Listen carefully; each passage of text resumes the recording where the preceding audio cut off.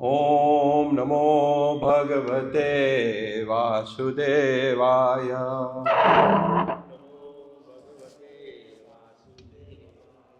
ॐ नमो भगवते वासुदेवाय।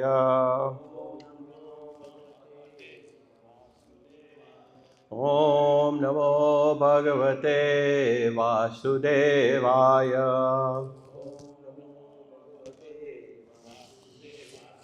नारायणं नमस्कृत्य नरं चैव नरोत्तमं देवीं सरस्वतीं व्यासं ततो जयामुदीरये। नष्टप्रायेषु भद्रेषु नित्यं भागवत सेवया भगवते उत्तम श्लोके भक्तिर्भवति नैष्ठकी।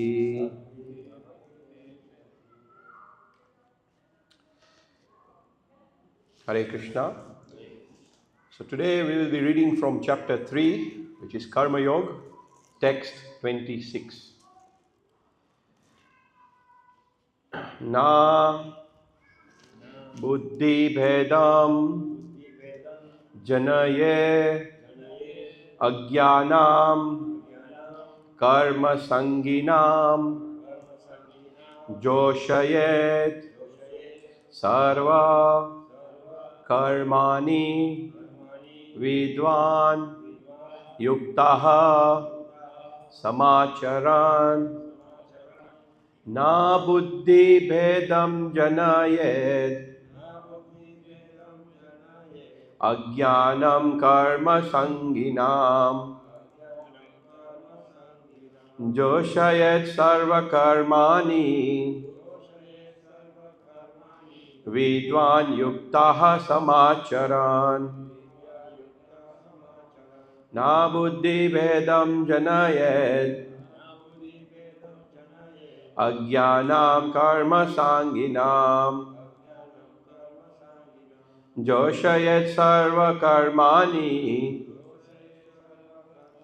vidwan yuktaha samacharan na buddhi bhedam janayet ajnanam karma sanginam joshayet sarva karmani vidwan yuktaha samacharan.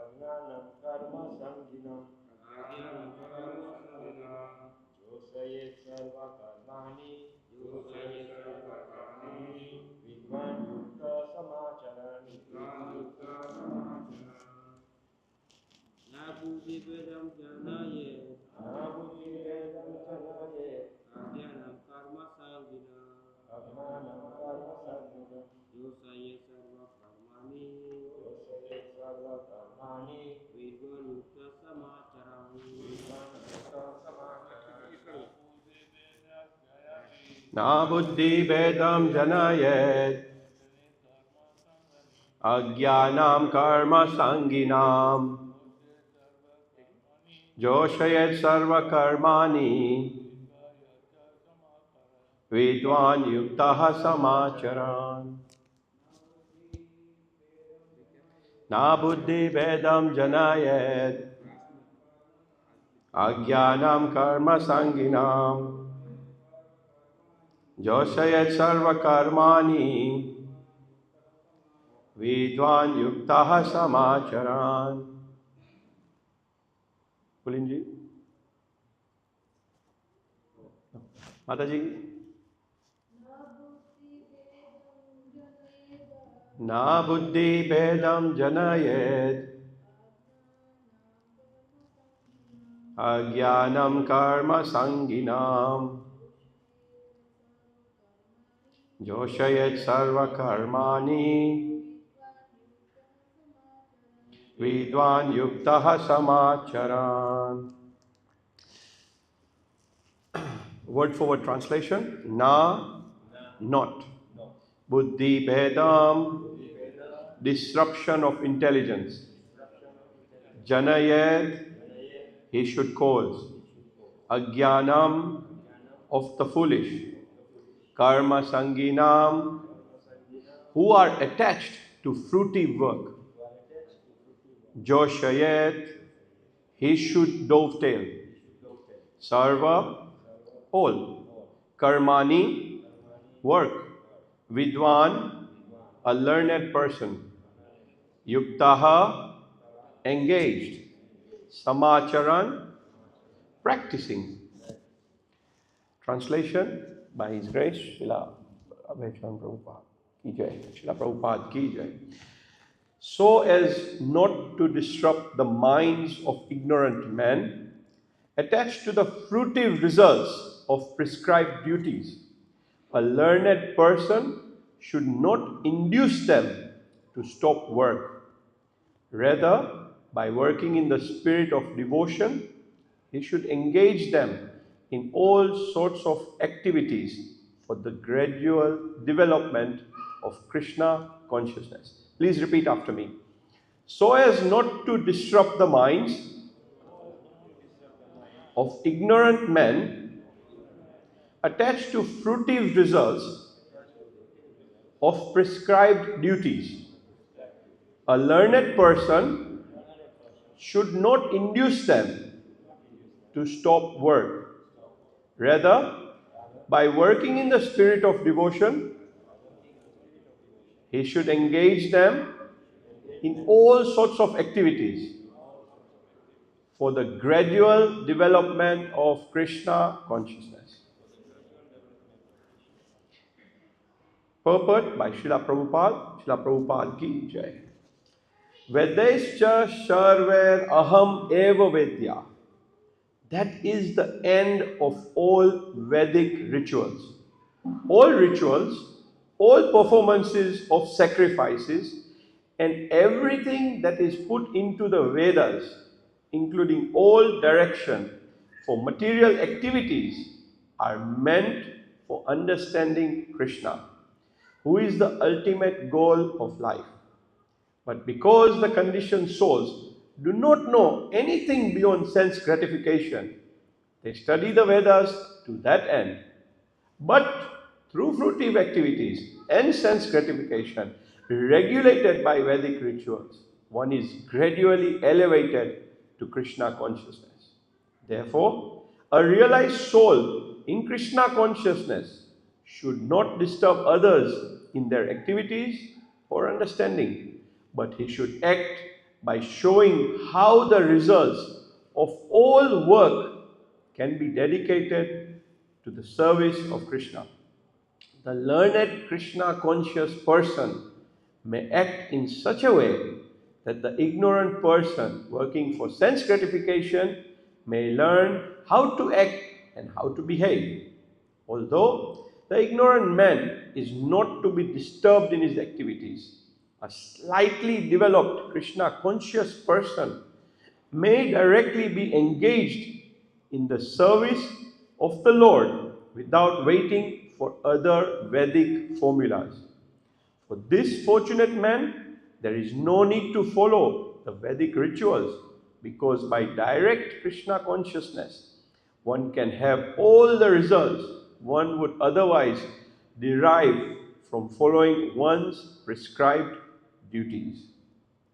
Om Ajnanatimirandasya Jnana Shalakaya Chakshuranmilitam Yena Tasmai Shri Guruve Namah. Shri Chaitanya Manobishtam Sapitam Yena Bhutale Swayam Rupa Kadamayam Dadati Swapadantikam Vandeham Shri Guru Shri Yuta Pada Kamalam Shri Gurun Vaishnavamscha Shri Rupam Sagrajatam Saha Gana Raghunathanvitam Tam Sajivam Sadvaitam Sadvadutam Parijana Saitam Krishna Chaitanya Devam Shri Radha Krishna Padan Saha Gana Lalita Shri Vishakhanvitamscha He Krishna Karuna Sindhu Dina Bandhu Jagatpate Gopesha Gopika Kanta Radha Kanta Namastute Tapta Kanchana Gaurangi Shri Radhe Vrindavaneshwari Vrishabhanu Sute Devi Pranamami Hari Priya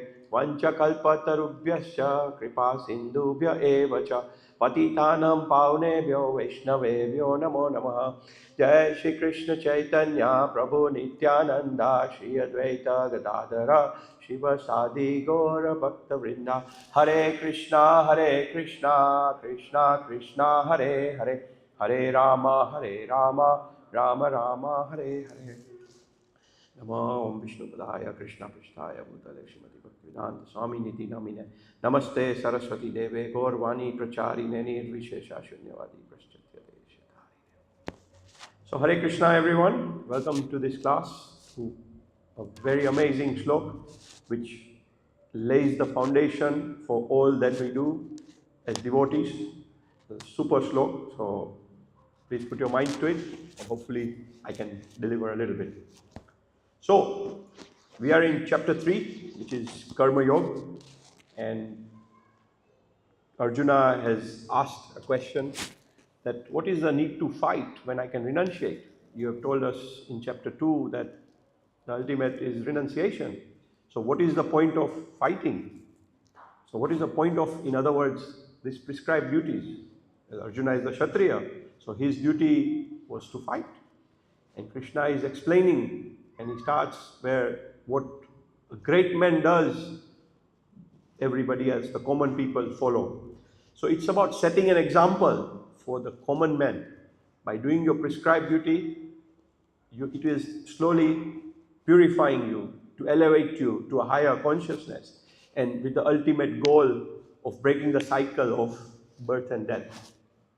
So this leads us to the previous slok, what Prabhuji said yesterday. It says, Krishna is saying to Arjuna how a Krishna conscious person works. That is working without getting attached to the results. And then how an ignorant person, a person who is not Krishna conscious, how he gets attached to the results of his duty, of his work. Srila Prabhupada explains very well in that purport that a person in Krishna consciousness and a person not in Krishna consciousness are differentiated only by their desires. The Krishna conscious person is working for Krishna, and the materialistic ignorant person is working for himself. Sometimes you cannot differentiate between the activity of a Krishna conscious person and a not Krishna conscious person. They're both doing the same thing, but the aim is completely different, and that's the catch. So one is engaged in such activities for the satisfaction of his senses, where the other is engaged for the satisfaction of Krishna. Therefore, the Krishna conscious person is required to show people how to act and how to engage the results of their action for the purpose of Krishna, for Krishna. Now Krishna explains in this shloka how a knowledgeable person would deal with an ignorant person. What should be the dealings? Ajnanam karma sanginam, the ignorant or foolish who are attached to the fruitive activities. Na buddhi bedam janayat, one should not disrupt the mind or the intelligence of these ignorant people. Vidwan yukta samacharan, the knowledgeable should set an example by right practice. Joshayat sarva karmani, should then engage these ignorant men in various ways of devotional service. So, bewildered by the material modes, the ignorant perform material activities and become attached to their results. But the wise should not unsettle them. Rather, by working in the spirit of devotion, He should engage them in all sorts of activities for the gradual development of Krishna consciousness. So, this is what we are doing, right? This as senior devotees or mid-level devotees, one way or the other, even if you are, how do you say, a very, very new devotee, you will not realize at that point, but somewhere or the other, somebody has engaged you. Do this seva, do that seva, do this seva, do that seva. Maybe at the beginning you are thinking that I'm doing this to impress somebody, but the reality is that he has engaged you to Krishna, one way or the other. I remember when I came to the temple, the first very early days, and our senior pujari said, "Kam se kam ek mala to karo, ek." He was literally he was begging me, "Ek kam se kam ek to karo, आप कुछ एक तो माला करो, please, एक कुछ तो करो." तो हमको पता नहीं था कि वो बड़ा जाल है हमारे लिए कि एक से हम 16 पे पहुंच जाएंगे, पता भी नहीं चला. So that is the power of chanting. So far in chapter 3, we have spoken about Sakam Karma Yoga, Nishkam Karma Yoga, Karma Kand. Now, let's talk about Bhakti Yoga. This chapter has been named Karma Yoga, but in almost every purport, Srila Prabhupada is speaking about Bhakti Yoga. Even here, Prabhupada speaks about Bhakti Yoga in this shloka. A Bhakti Yogi who is on the highest platform, he takes Karma Sannyas. What does this mean? It is not giving up. Karma sannyas doesn't mean giving up office work, giving up your family. It is the renunciation of the desire. The renunciation of the desire of the fruits of one's action. Understand this very well. Renunciation, tyag, of the desire of the fruits. Desire of the fruits of one's action. So he's not worried. Let's do the work. He's not worried about the fruits. So think in your mind, after so far reaching to this 3.26, Arjuna has now a question in his mind. What is the need to set an example of working? Why not set an example of renunciation? Why do I need to, same story, why do I need to work? I would rather just let me tyag the prescribed duty and take sannyas and that's the end of it. So, for a person to come to the platform of Bhakti Yoga, his heart should be completely purified of two things. One is sense of proprietorship, that I'm not boss. I am the servant of the servant of the servant of Krishna. Second, attachment to the results. I just said that. Renunciation of the desire of the fruits of one's activity or action. Attachment to the results.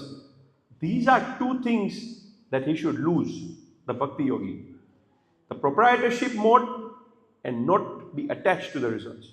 Only then the person can come to the level of Bhakti Yoga and then take Karma Sannyas. So why is Krishna saying all this in this shloka? Even if the example is set for taking Karma Sannyas, that is Bhakti Yoga. Not everyone is qualified for this level. Not everyone is there. That is why Krishna is saying that we have to set an example for common people to such an extent that that common person who is of a lower level can understand and slowly follow you. Even if the common man tries to follow the high example, he will fall down and will be ruined completely. So here Krishna is talking about how should a knowledgeable person, the Vidwan, deal with an ignorant man. Ignorant people cannot appreciate activities in Krishna consciousness. And therefore, Lord Krishna advises not to disturb them and simply waste valuable time. But the devotees understand that what the Lord's purpose and approach ignorant men to try to engage them in acts of Krishna consciousness, which are most beneficial for them. So Prabhupada is saying in this purport, through fruitive activities and sense gratification regulated by Vedic rituals, one is gradually elevated to Krishna consciousness. This is a confusing statement. So one side we are saying that we don't need to do fruitive activities. Another side we are saying that with these fruitive activities, somebody can gradually get elevated to Krishna consciousness. Anybody confused? Because I was confused with this. How is this? So, first, we need to understand one thing should be clear. When we talk about this shloka in the Bhagavad Gita, we are not talking about atheistic people.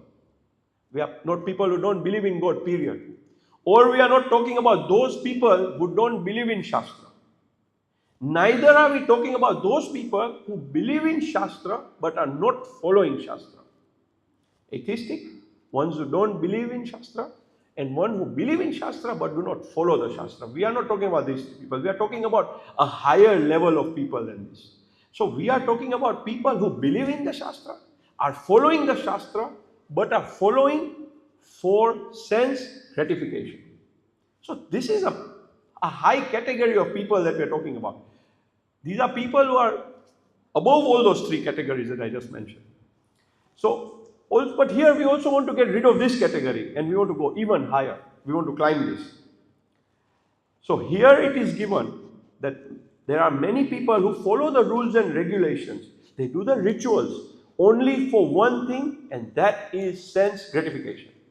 That I do this, so I get this and I enjoy it. I do this, I do this havan, to this demigod, I get this benefit, I enjoy it. I want more money, but the Vedic way.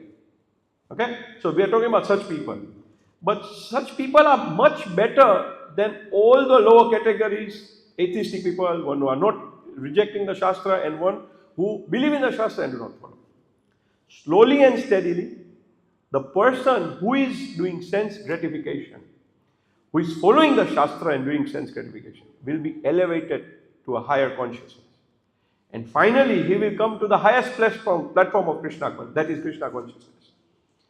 Following the rules and regulations of Shastra is very important, even if someone wants to do sense gratification. So again, there is another category I did not talk about. The lowest of all, the vikarmas, the ones who are breaking the laws of the Shastra. That is even, I think, worse, Prabhuji, that is worse than atheistic people, right?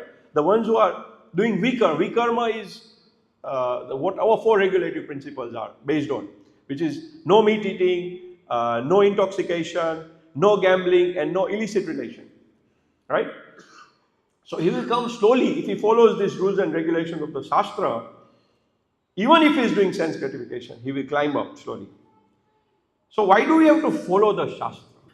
Prabhupada says in the purport, all rituals, all performances of sacrifices, and everything that is put in the Vedas, including all direction of material activities, are meant for understanding Krishna, who is the ultimate goal of the human life. Vyasadeva, who has written all the Shastras or Vedas, is Krishna himself. So if Krishna has written all these fruitive activities and all this in the Vedas, there has to be a reason for that.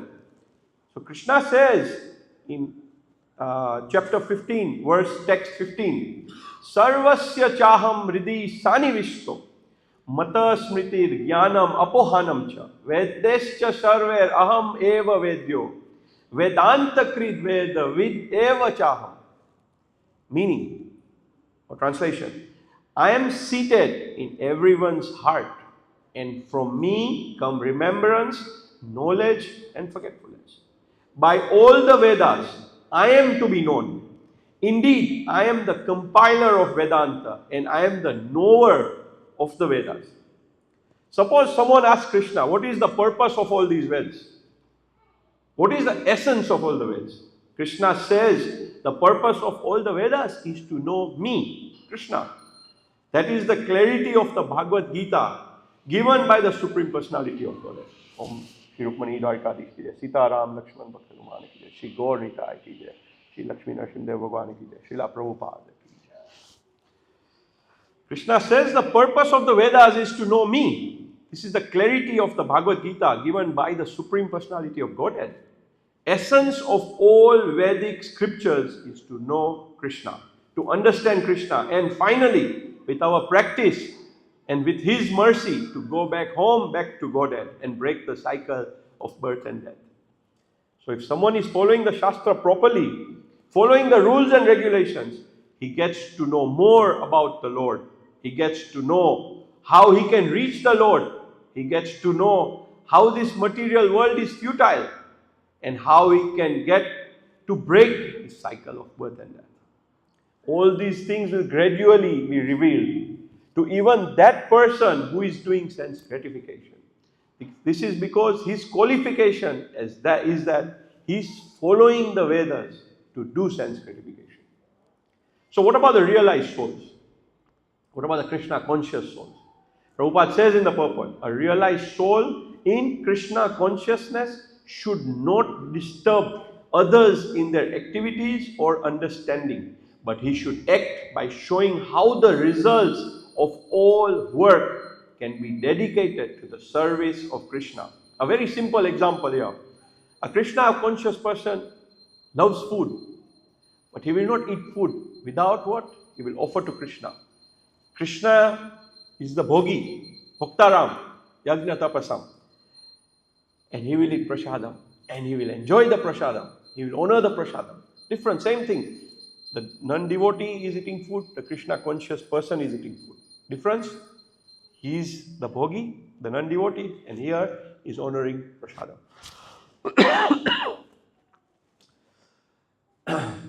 Suppose a bhakti yogi tells a karma yogi that whatever you are doing is useless. Come to the platform of bhakti yoga.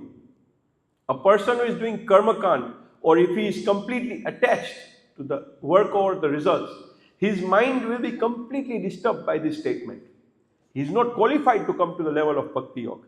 And because his mind will be disturbed, he will stop whatever also he is doing. Whatever he is doing, the karma kand or the work with being attached to the fruit of the work, he will stop that as well. Very nicely, we have removed him from that level, and he won't reach the bhakti yoga level, and he will fall down. So we need to be very careful here. Normally, it is very difficult for a person to come to the platform of bhakti yoga, but it is very easy for a person from any platform, even being atheistic or a karma kandi or a karma yogi or a jnana yogi, to come to the platform of bhakti yoga by the mercy of a pure devotee. There is an amazing example. I have just put it a little later, but I'm going to read this first. Look at the miracle of what Prabhupada did. He was old man of 70 years, and he went to the West. There were not even karma yogis there were ayogis. Nothing, zero yogi. No, they were atheists and worse, right? And they were not doing anything. They were only good at doing one thing every day, and that was they were making sure they break all the 4 regulative principles every day. Meat eating, gambling, intoxication, illicit sex. And all these were broken every day. But since Prabhupada was a pure devotee, he gave them his mercy. He had the power and purity to pull all of those people to the platform of Bhakti Yoga. How did Prabhupada do this? He engaged them in the service of Krishna. One way or another, he engaged them in the service of Krishna. Opening centers here, there, book distribution, food for life, DT Seva, Prasadam, in any way, engage them. And just by doing that activity, they became Krishna conscious. So, what is a realized soul supposed to do? Prabhupada was at a very high level, for whatever level that we are in. Prabhupada explains, he should act by showing the results, be the example of all work can be dedicated in the service of Krishna. As I said, somebody is eating food himself, another, the Krishna conscious person is, the devotee is offering to Krishna. It's very simple. Even that offering already regulates you, because you cannot offer meat to Krishna, you cannot offer alcohol to Krishna, you cannot offer onion, garlic. Already that simple process, if you are serious with that simple process of offering bhog to Krishna, already you have purified yourself, because you will not eat food with onion, garlic. There are people, yes, they will give Krishna a fruit, but they will feast on the other side. That is dongi, that's nonsense. That cannot work. Whatever you eat, whatever you do, you offer it to Krishna. So he can set an example. He can say, I'm doing the same thing as you are doing. But what am I doing with the results? I am detached from the results and I'm offering the results to Krishna. I'm working for Krishna. Prabhupada says in the purport, although the ignorant man is not to be disturbed in his activities, a slightly developed Krishna conscious person may be directly engaged in the service of the Lord without waiting for other Vedic formulas. Actually, to come to the platform of Bhakti Yoga, a person needs to be purified. So, here we are, all of us. We are all trying to be Krishna conscious. What qualification do we have? It's a known fact and an open secret that our hearts are contaminated. We are not pure, but the good thing is we want to get pure. We are attempting to get purified. That is very important. We are at a low platform, but we have started practicing bhakti. That means we are going higher and higher, and gradually, one day, we will reach the destination. That is a very important point. But I want to correct this statement here. We should not take this as an excuse. I was in a class and a senior devotee was there, and one person said that I cannot complete my Krishna consciousness. I feel I cannot break this cycle of birth and death in this life. It will take me several births. So the senior devotee made a very nice comment on this. He said,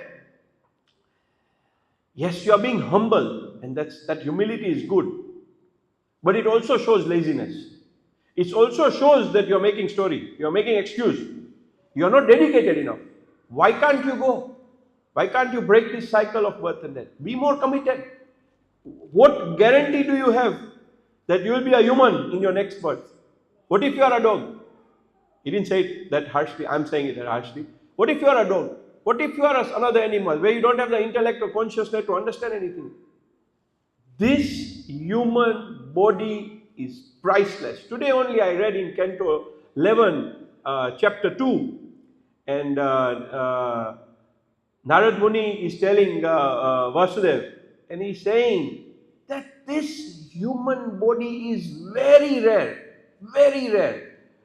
And even rarer than that is you getting a little association with a pure devotee. That is even rarer. So we cannot, we don't understand how serious this time is, this time of a human body. We don't have a minute to waste, but we are wasting away. And I always say this in my lecture because it frustrates me when people say, I'm doing time pass. That makes me red. You are doing time pass with the time you don't have. You are time passing. You are playing cards. You are wasting away. That time you don't have and you are doing time pass of that time. How much have you sacrificed to get this human body? How much? Do you even comprehend this statement? Do you have any understanding of this statement? Let's make the most of this time. So I continue. So we are all fallen. We have no qualification, but we are trying to practice bhakti. These personalities that Prabhupada is talking about, the ones who are completely ignorant, but they have some inclination towards bhakti, little bit, who are not pure. So with inclination to do bhakti, they can be pulled towards bhakti.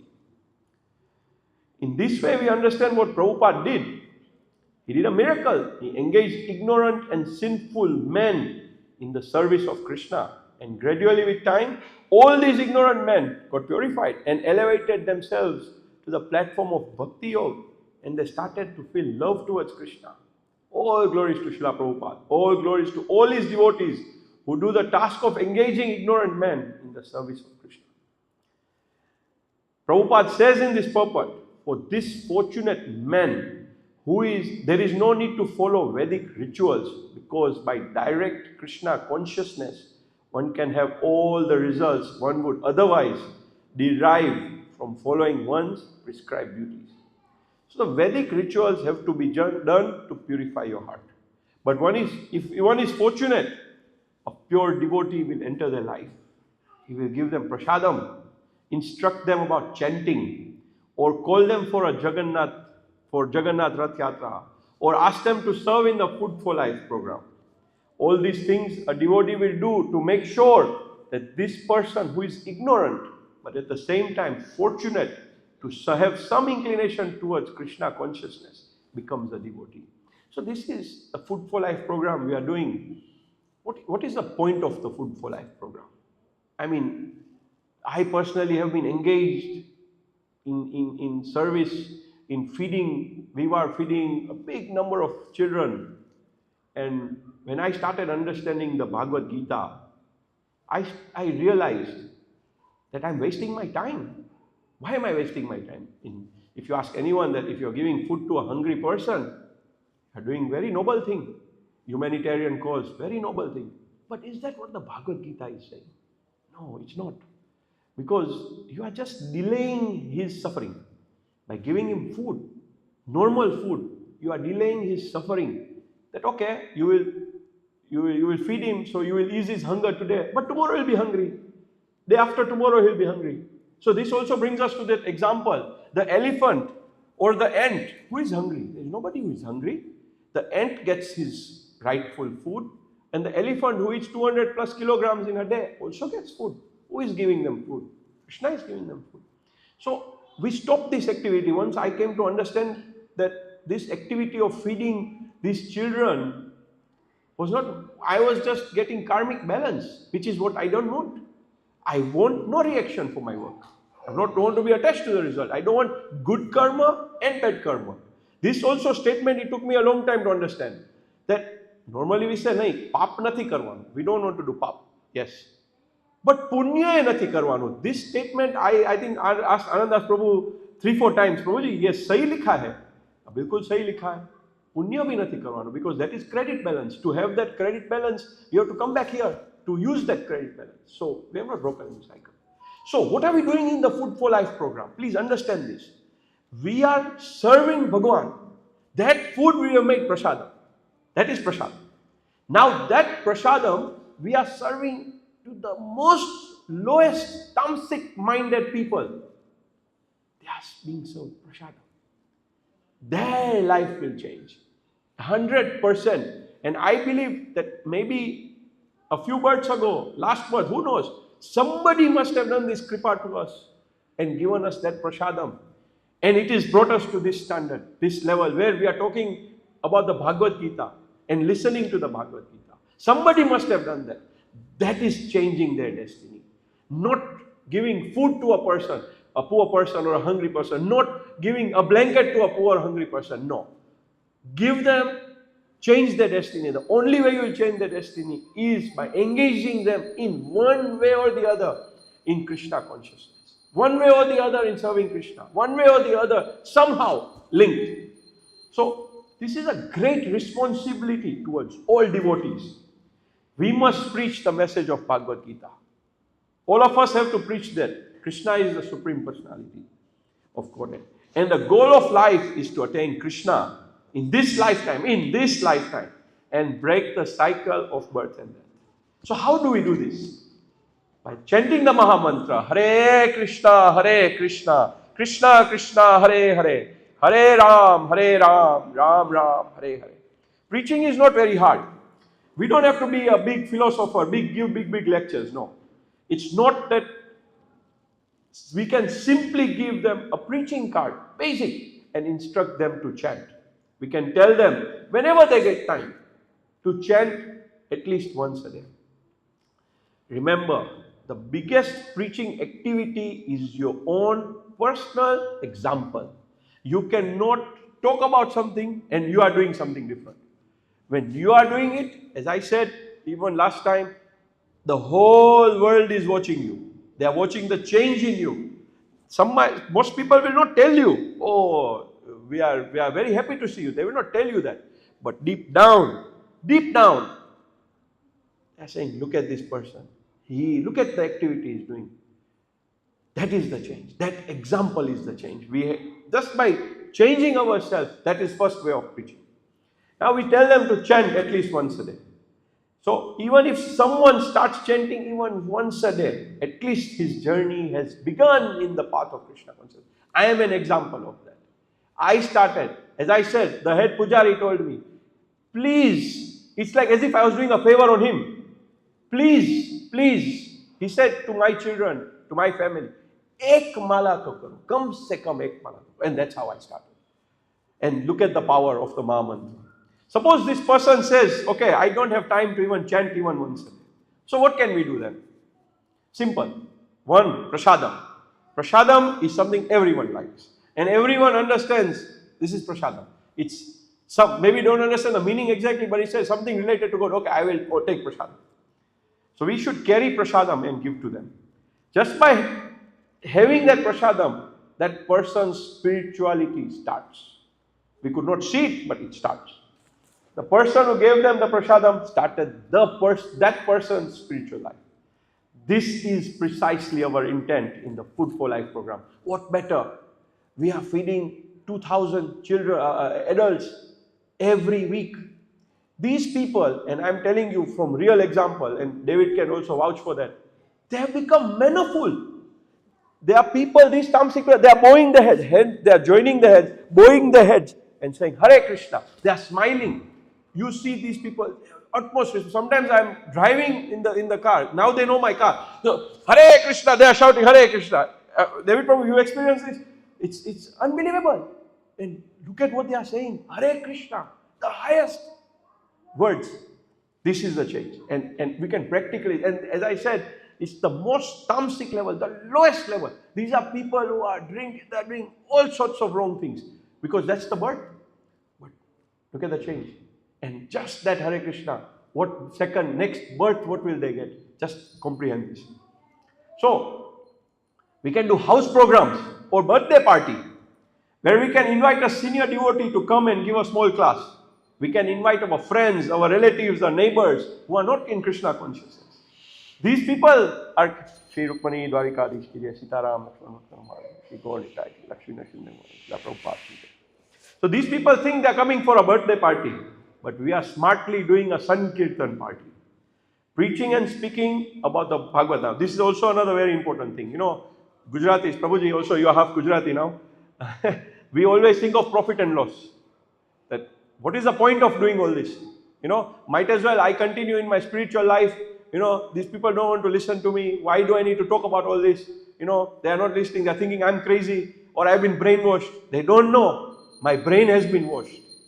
So, Krishna says in the Bhagavad Gita in 18.68 and 18.69, Ya idam paramam guyam mad bhakteshwa abhidha shakti bhaktim mai param kritva mam evashyati asamshaya. Translation: for one who explains this supreme secret to the devotees, pure devotional service is guaranteed, and at the end he will come back to me. In 18.69, Nacha tasman manusyeshu kaschin me priya kritamaha bhavita nam cha me tasmad anyat priya taro bhuvi. Now Krishna is giving the highest secret. There is no servant in this world more dear to me than he, nor will there ever be one more dear. This is a guarantee Krishna is giving. Can you imagine these words? Understand these words properly. He is saying, so when Krishna is talking, he is not talking of this life. He is talking about your entire eternal journey, the whole journey of your soul. He is saying that there is no servant who is more dear to me, and the guarantee is saying, nor will there be anyone more dear to me than him. Ever be more dear. So look at this guarantee. So that should be your conviction. This is why devotees are always preaching the highest word, out of mercy and by listening to this. So devotees have to be very intelligent and innovative to make sure we help people to come to the path of devotional service. When we do that, Srila Prabhupada will be praised and Sri Krishna will be praised.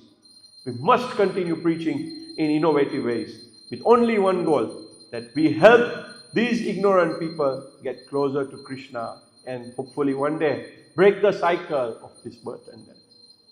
Hare Krishna, Krishna Krishna, Hare Hare, Hare Rama, Rama Rama, Hare Hare. Hare Krishna. Prabhuji, any questions? You told about food for life. Can you explain to the viewers? Yes. How you make food for life into prasada? Okay, so basically how do we sanctify the food? So first we cook the food. With cooked food, we have special plates just for Bhagwan. We offer it to Sri Jagannath. That food we put there, we put tulsi leaves and we offer the food. We offer the food.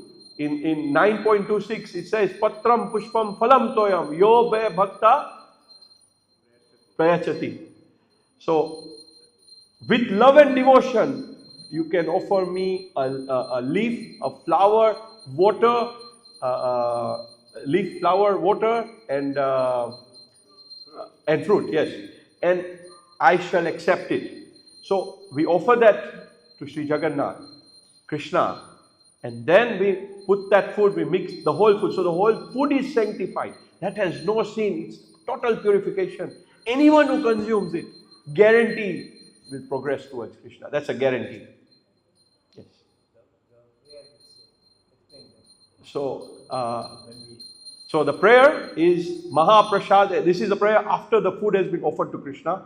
Mahaprasade Govinde Namo Brahmane Vaishnave Swalpa Punyavatam Rajan Vishwashonaiva Jayate Sharira Vidyajal Jojendriyata Hekal Jive Fele Vishaye Sagore Tar Madhye Jiva Ati Loba Mohe Sudurmati Take Jetha Katine Samsare Krishna Baro Doya Moy Kori Bare Jiva Jai Swaprasadan Dilobai Sayan Amrit Pao Radha Krishna Gun Gao Preme Dakho Chaitanya Nitai Jaini Mai Jai Nitai Jai Shri Krishna Chaitanya Prabhu Nityananda Shri Advaita Gadadara Shiva Sadi Gaur Bhaktavinda Hare Krishna Krishna Krishna Hare Hare Hare Rama Rama Rama Hare Hare. The basic short meaning of this is that Hare Krishna, the hardest sense for me to control is my tongue. And please help me control this tongue by eating only prasadam, only food that has been offered to you, for me to progress in my spiritual journey in Krishna consciousness. Hare Krishna. Any other question?